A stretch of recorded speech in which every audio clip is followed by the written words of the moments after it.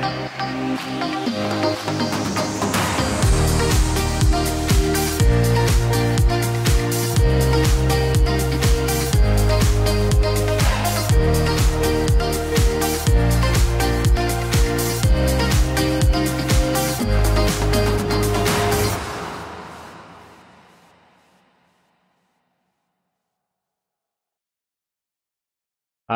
berjumpa lagi dengan saya Erwin Supandi dari Winner Stocks Indonesia. Hari ini saya akan bawakan market review untuk perdagangan tanggal 22 Oktober 2020. Hari ini marketnya masih bergerak sideways ya. Dan sudahkah Bapak Ibu nonton video market review saya kemarin? Nah, market review kemarin saya juga sudah katakan ya, saat ini sedang sideways. Jadi saya bilang tip trading anti baper. Maksudnya apa anti baper? Maksudnya gini, jadi kita kadang-kadang ketika kita beli pada posisi kalau sideways itu kadang-kadang kita belinya hari ini hijau, besok merah. Hijau merah begitu terus. Sehingga kadang-kadang kita suka galau ya, ketika galau ini gimana gitu. Mau ngapa-ngapain susah ya. Mungkin adakah ya Bapak Ibu yang sudah di dalam posisi sindrom seperti itu? Mau melakukan pekerjaan apa-apa galau ya, nggak ada mood ya. Terutama ketika ARB ya, ini hari ini udah ARB yang kedua kali. Ketika ekspektasi market bahwa BRIS adalah suatu emiten yang memiliki fundamental yang bagus, tapi malah berakhirnya kurang bagus ya. Ini ARB dua kali dan bagaimana dengan BRIS ke depannya? Ini bikin galau, bikin jadi nggak enak tradingnya. Tipsnya apa? Seperti saya bilang kemarin, pastikan Bapak Ibu menggunakan stop loss. Trading tanpa automatic order stop loss sangat-sangat berbahaya. Dan di hari-hari seperti ini, set target juga jangan terlalu tinggi. Kalau Bapak Ibu set stop loss minus 5%, pasang target setidaknya plus 5%. Jangan target lebih rendah dari stop loss. Kalau Bapak Ibu rasa feeling kayaknya nggak sampai 5%, berarti risk and reward-nya sudah nggak imbang. Tinggal saham itu. Ya, sudah terlalu tinggi artinya. Potensial untuk nyangkut di pucuk. Oke, sebelum saya lanjut market review saya, Bapak Ibu pastikan subscribe channel YouTube ini. Karena di channel YouTube ini kita akan sharing banyak pelajaran-pelajaran, tips-tips untuk trading ya. Dan jangan lupa untuk tekan tombol loncengnya sehingga setiap kali kami upload, Bapak Ibu bisa mendapatkan notifikasinya. Dan setiap hari kita upload ya market review. Dan nonton sampai habis ya, dari awal sampai akhir. Karena kita ada banyak pelajaran-pelajarannya. Saya khawatir nanti kalau Bapak Ibu hanya nonton di rekomendasi sahamnya saja, Bapak Ibu melewatkan insight penting di depan yang memberikan alasan kenapa trading harus ini dan kenapa pilih saham ini dan sebagainya. Jadi pastikan nonton itu sampai habis ya, dari awal sampai habis. Cuma memakan waktu 10-15 menit saja kok. Kalau dari 10-15 menit itu saja Bapak Ibu tidak bisa luangkan waktu, bagaimana mau trading dengan baik dan benar? Ditambah lagi, setelah nonton, setelah trading, pastikan Bapak Ibu bikin catatan. Saya aja sampai hari ini masih bikin catatan. Sampai hari ini saya masih punya catatan dan ini semua isinya catatan trading ya. Jadi bayangkan, saya saja bikin trading plan. Masakan kalian tidak bikin trading plan? Contoh, orang-orang yang berhasil dan menggunakan trading plan, dan saya juga mau melakukan hal yang sama. Ini adalah profit portonya ya. Ini Bapak Ibu bisa lihat, ini porto kita hari ini. Di kala market nggak bagus pun kita masih dapat profit ya. Ini portonya luar biasa sekali ya. Ini bukan porto saya saja, ini porto teman-teman. Bagaimana kita trading dengan baik dan benar ya. Jadi penting sekali Bapak Ibu untuk trading dengan trading plan. Tanpa trading plan, niscaya tidak akan bisa berhasil trading itu. Kalau bikin trading plan, apa sih yang kita buat? Ya, buat catatan kita apa sih? Pertama, kenapa kita harus beli ini? Alasan ini kenapa beli saham ini? Kedua, kalau beli ya targetnya ke berapa? Pastikan dulu harus punya batas targetnya. Kita mau tujuannya kemana? Dan tentu saja kalau ada target harus ada stop loss-nya. Tulis harga stop loss-nya berapa. Harus bikin itu. Kalau Bapak Ibu tidak bisa bikin itu, better jangan trading. Dan satu lagi, tentukan alokasi dananya. Mau beli ini jumlahnya berapa, uang nominalnya berapa, dan target profit berapa, dan pengen dapat berapa persen. Semua harus pakai trading plan. Tanpa trading plan, ketika market bergerak berbalik arah, kita akan kelabakan. Dan akhirnya Pak, memicu kita untuk melakukan tindakan impulsif. Dan tindakan impulsif seringkali justru merugikan kita. Oke, itu insight dari saya hari ini. Tips trading anti baper ya. Kemarin saya mengulas tentang disiplin dengan stop loss. Jadi hari ini harus menggunakan trading plan. Jangan lagi tanyakan kepada kami, ini harus beli di mana, jual di mana, dan cut loss-nya di mana. Kalau Bapak Ibu masih bertanya-tanya itu terus, tanya ke 10 orang, 10 orang bisa jawab hal yang berbeda. Akhirnya Bapak Ibu jadi galau. Ya, hati-hati. Oke, sebelum saya mulai, pastikan juga sekali lagi Bapak Ibu tekan tombol subscribe dan tekan tombol loncengnya. Besok kita akan datang dengan market review yang berbeda dan dengan ulasan saham yang berbeda, dan pastinya juga ada tips and trick untuk tradingnya juga. Ya, hari ini market seperti Bapak Ibu lihat ya. Nah ini chart composite kita. Persis mantul dari area support ya, area support selendang ya di bawah. Dan hari ini asing membukukan net sell kembali minus 262,5 miliar.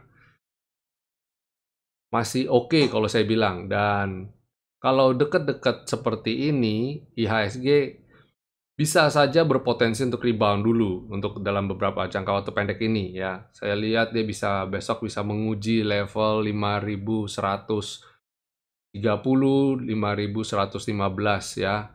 Jadi kita lihat level-level itu untuk besok jadi areal yang akan dicoba oleh IHSG. Hari ini yang jadi sektor pemberat adalah sektor agri. Coba kita cek sektor agri. Nah, sektor agri hari ini menguji level V-line-nya, level batas support dalamnya. Ini, ya bahaya sekali ya. Kalau dia jebol ini, waspadai. Tapi saya lihat, kalau dia bisa mantul, berarti selama ini sih cukup kuat ya. Nih, ini cukup kuat. Tapi kalau jebol ya segera mantul biasanya. Tapi ya bikin galau aja. Nah, ini saya lihat kalau besok bisa mantul atau beberapa hari ke depan masih bisa mantul, bertahan di level ini ya cukup oke ya. Lalu ada beberapa emiten, ada beberapa sektor yang juga saya cermati beberapa hari ke depan. Salah satunya tentu saja finance.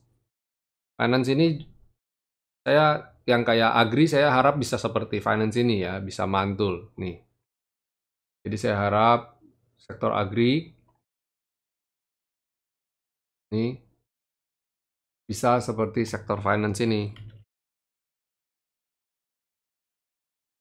Ya, bisa mantul ya. Kalau dia bisa mantul, ini cukup menarik. Kalau finance bisa lanjut lagi ya, berarti beberapa emiten yang tadi penutupan sore cukup bagus ya, seperti BRI, BCA, itu berarti kedepannya ini juga bisa lanjut ya. Coba kita cek dulu BRI kayak gimana. Nah ini kalau BRI kalau besok bisa breakout V-line ini menarik nih ya. Kemudian BBCA, nah BBCA juga masih sideways, tapi kalau dia saat ini resistannya di sini, V-line. Ya, level 29.400-an. Kalau dia besok bisa breakout ini bisa bagus, tapi kalau belum bisa, mungkin kita sell on strength dulu ya. Terus kemudian ada sektor basic industry. Nah, basic industry ini akan bagus karena tadi beberapa emitennya menjelang penutupan lompat ya. Dan sebelum penutupan juga udah bagus juga. Ini ada Barito, Pacific, dan Chandra Asri yang hari ini bagus ya di basic industry ini. Moga-moga besok lanjut ya. Barito menjadi salah satu rekomendasi saya ketika kalau dia bisa breakout ini di line di level 975. Jadi cermati Barito kalau bisa naik ke atas 975 ya. Kemudian Chandra Asri juga silakan. Ini sideways dan dia bisa berhasil mantul dari selendang kita ya. Sekali lagi, bagi yang meragukan dengan trading plan, ini bisa trading plan kan bisa kelihatan. Kalau tadi trading itu sempat ada yang bertanya di grup, Pak, kalau ini posisi bagaimana ya? Waktu itu TPIA posisinya lagi di bottom sini, candlenya merah tua dan di bottom. Ya, kalau kayak begitu kan kita tinggal bikin trading plan-nya aja, betul nggak? Kalau dia jebol ini, saya cut loss. Atau kalau jebol ini, saya beli di sini. Kalau saya beli di areal ini, maka target saya adalah kesekian-sekian. Jadi setiap kali kita mau action, kalau sudah punya trading plan-nya, kita jadi lebih percaya diri.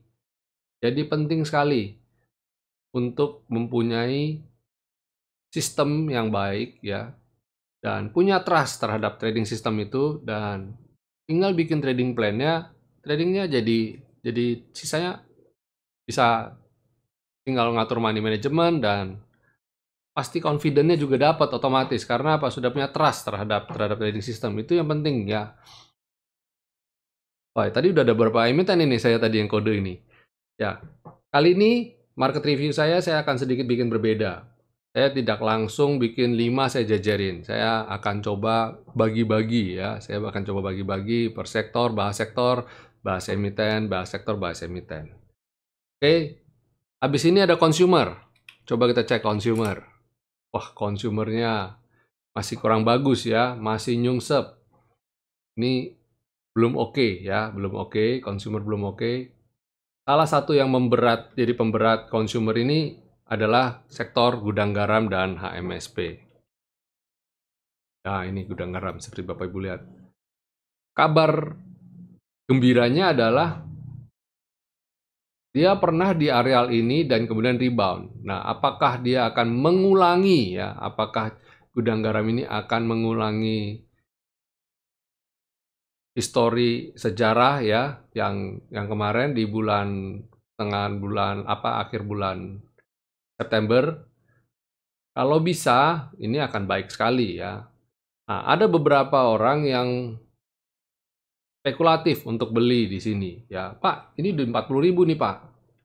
Beli deh gitu. Nah, bagi sebagian orang yang mendengar kata-kata itu, mungkin cuma sekedar, wah dia spekulasi nih, wah dia gambling nih gitu. Karena apa? Ini nangkap pisau jatuh Pak, gini gini gini. Tapi coba Bapak Ibu lihat dari sisi positifnya. Kalau cuma sekedar impulsif, wah dia di situ 40.000 saya serok gitu. Ah, ya itu jadi gambling, itu jadi berbahaya. Tapi bagaimana kita coba telaah. Coba kita telaah. Pak, ini kan posisi di support nih Pak. Kalau turun lagi saya pasti cut loss Pak. Turun 5% dari level ini saya cut loss. Wong sudah di support kok. Kalau sudah di support, kenapa saya nggak berani cut loss? Kalau cut loss saya juga nggak akan menyesal. Kenapa? Karena memang belinya udah di bawah, posisi di bottom. Dan kalau dia bisa naik sampai ke selendang di level 43.500, saya akan jual. Berarti kan orang ini udah punya trading plan nih. Orang ini sudah punya strategi. Strategi kalau dia turun 5% dia cut loss, kalau naik 43.500 dia akan ambil profit taking. Nah, yang penting itu bukan masalah nangkap pisau jatuh, tendang pisau terbang, atau pakai strategi apapun gitu kan. Bukan masalah itunya, tapi antisipasinya. Kita punya trading plan kita bagaimana? Kalau trading plan kita sudah ada, strateginya kita udah ada, apapun yang kita lakukan, seperti saya bilang kemarin, 60% sampai 65% pasti benar. Karena apa? Benar itu dalam arti kalaupun salah pun kita sudah siap gitu loh. Berbeda ketika kita tanpa trading plan, kalaupun benar, itu namanya untung-untungan, itu namanya spekulasi. Kalau begitu sebaiknya jangan di IHSG. Pasti babak belur. Cobalah sekali-sekali main ke kasino Marina Bay Sands gitu atau ke Macau gitu ya. Lebih fun, jauh lebih fun. Oke? Karena gudang garam ini jadi pemberat, kita lihat lagi balik ke consumer, maka consumernya candlenya seperti ini ya. Kalau kita lihat, ini posisinya memang arealnya adalah di areal support, mirip-mirip nih, mirip-mirip dengan gudang garam tadi. Walaupun begitu, ada emiten yang tetap masih menarik di gudang garam, di consumer ini. Coba kita cek Indofood. Nah, Indofood ini menarik. Menariknya kenapa saya bilang menarik? Beberapa kali dia konsisten mantul dari areal V-line ini. Nah, ini juga layak untuk dicermati dan sekarang dia tertahan di skyline. Ingat, saat ini dia tertahan. Berarti apa? Kalau besok dia bisa di atas skyline, berarti kan confirm dia balik arah dan dia go up. Nah, ini kalau kita lihat, ini areal sideways-nya dia, ini rentangnya cukup lebar. Dengan areal target sideways atasnya di level ini. Nah, ini kan berarti oke nih. Nah, beli di bawah, jual di atas. Kalau jebol di V-line ini, cut loss 5%. Enak banget kan? Trading harus sesimpel itu. Harus dengan pola yang santai, yang relax ya. Oke, setelah ini ada miscellaneous industry. Oke banget, miscellaneous industry itu ada Astra International. Nah, ini silahkan ya, Astra International. Tapi saya bilang ini risk and reward-nya sudah nggak imbang ya, dia udah mulai jalan begini. Mungkin akan pullback dulu. Kalau pullback, pastikan dulu di area ini, karena dia jarak terhadap selendang juga jauh. Saya tidak rekomendasikan ini, saya hanya mengulas sahamnya dan mengulas sektornya saja dulu. Kemudian trade kena palang ya, kena portal ya, villa ini jadi portalnya dia dan koreksi. Masih sideways juga. Kemudian mining juga lagi sideways, lagi tertahan. Ini kenapa saya bilang sideways? Karena dalam beberapa waktu ini dia belum mampu breakout areal ini ya. Breakout tapi mundur lagi, itu berarti belum mampu. Berarti sama aja dia lagi berjalan stagnan. Kalau properti nggak perlu diulas rasanya karena sektor ini tidak mencerminkan penghuninya ya anggota-anggotanya. Ini cuma mencerminkan satu emiten ini, POL. Sama ini. Padahal dia nggak ada apa-apanya ini. Kalau saya lihat penghuninya yang lain kayak Waskita ini menarik ya, masih menarik. Walaupun dia merah tapi dia ada di atas V-line ya, dan transaksinya loh, lihat transaksi hariannya besar sekali 210 miliar.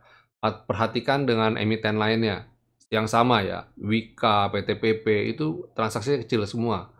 Ini jumbo nih, transaksi jumbo.